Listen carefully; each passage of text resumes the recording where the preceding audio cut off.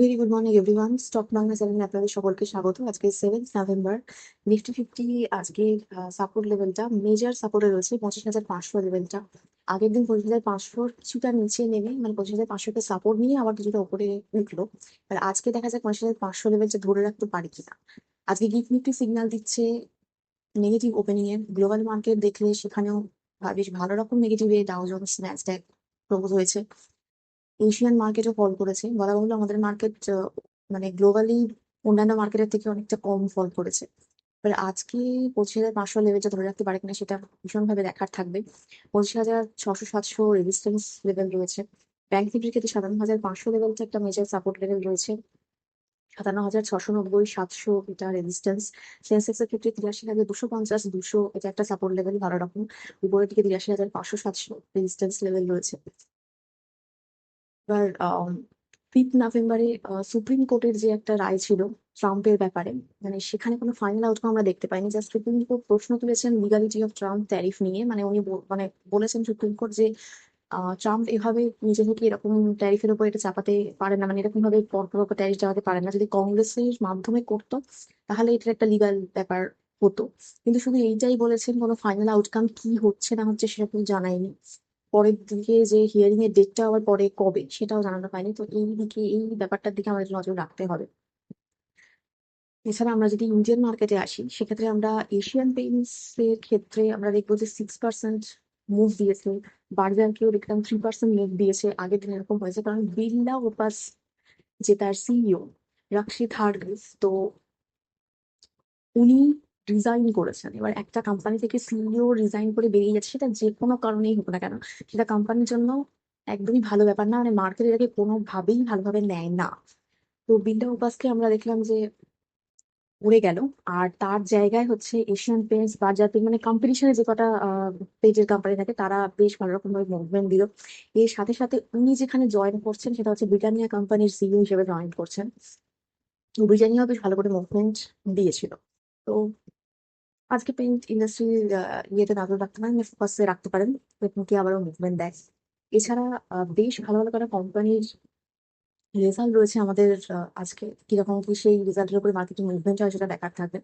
যেমন বাজাজ হাউজিং ফাইন্যান্সের ক্ষেত্রে আমরা প্রফিট আফটার ট্যাক্সে দেখছি 18% বেড়েছে। নেট ইন্টারেস্ট ইনকাম রয়েছে 14% আপ।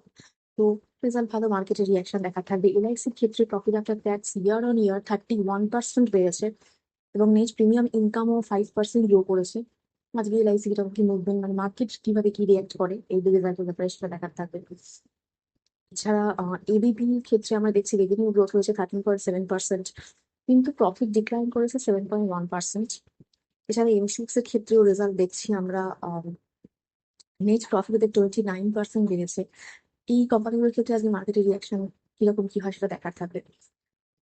এছাড়া আরটি ইন্ডাস্ট্রির ক্ষেত্রে আমরা নেট প্রফিট দেখছি ওদের ডাবল হয়েছে, 106 কোটি এরকম মতো এরকম ডাবল হয়েছে। রেভিনিউ আপ রয়েছে 12%। রেজাল্ট ভালো, মার্কেট যেরকম মুভমেন্টে দেখা থাকবে। এছাড়া ওলা ইলেকট্রিকের ক্ষেত্রে আগের দিন 5% ক্র্যাশ করে গেছে ব্যাপারটা। কারণ ওদের যে রেজাল্ট বেরিয়েছে সেখানে আমরা রেভিনিউতে 50% ড্রপ দেখছি। শুধু তাই না, ওরা যে ফিউচার গাইডলাইন্স দিয়েছে সেখানে ওরা রেভিনিউ গাইডেন্স কাট করে দিয়েছে। মানে প্রথমে বলা হয়েছিল যে 4,200 থেকে 700 কোটি মতো ছিল ওদের রেভিনিউ আর কি জেনারেট হবে FY 2026। সেখান থেকে কেটে 3,000 কোটি থেকে 3,200 কোটি মতো করেছে। মানে এটা ফিউচার গাইডলাইনে ওরা কেটে দিচ্ছে গাইডেন্স। তো সেখানে সেটা একটা ভীষণ বাজে নিউজ। সেটার জন্য ওলা ইলেকট্রিক অনেকটা মানে একদম লোয়ার সার্কিট পড়লো আগের দিন। মুভমেন্ট তো আপনারা ট্র্যাক করতে পারেন, মানে স্টাডি করতে পারেন ওলার বিজনেসটা সম্বন্ধে, তাই ফোকাসে রাখতে পারেন। আবার বলছি কোনো স্টক রেকমেন্ডেশন নয়, আপনারা স্টাডি পারপাসে দেখতে পারেন। এছাড়া আইনক্স রেলের ক্ষেত্রে আমরা দেখছি 229 মেগাওয়াটের ওরা অর্ডার পেয়েছে, ফোকাসে রাখতে পারেন। এছাড়া এনএইচপিসি নবরত্ন যে পিএসইউটা সেটা 13% প্রফিট রয়েছে, ওদের রেভিনিউ আপ রয়েছে 10%, রেজাল্ট ভালো। এরকম কিন্তু মুভমেন্টস দেয় আজকে ব্যাপার থাকবে। এছাড়া আমার রাজার ক্ষেত্রে আমরা দেখি 17% প্রফিট আপ, ভালো রেজাল্ট রয়েছে। রেজিংটনের ক্ষেত্রে আমরা 15% আপওয়ার্ড মুভমেন্ট আগের দিন দিতে দেখলাম রেজাল্টের জন্য, কারণ প্রফিট ভালো মতো বেড়েছে। তো আপনারা চাইলে ফোকাসে রাখতে পারেন রেজিংটনকে।